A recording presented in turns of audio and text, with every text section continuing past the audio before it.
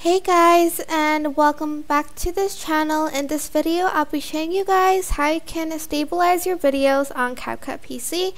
So you're just going to select the clip here, and then you are going to scroll down until you find the stabilize button, and you have these levels: recommended, minimum, cut, and most stable. So I'm just going to select the most stable one, and it's going to be applied to your videos here.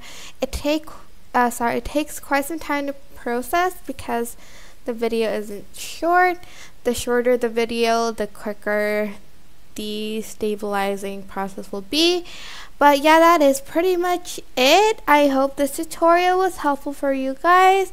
Don't forget to like, comment, share, and also subscribe to this channel if you haven't done that. If you have any questions, just leave it in the comment section down below, and I will try my best to answer them all. That is it. Thank you so much for watching. Bye.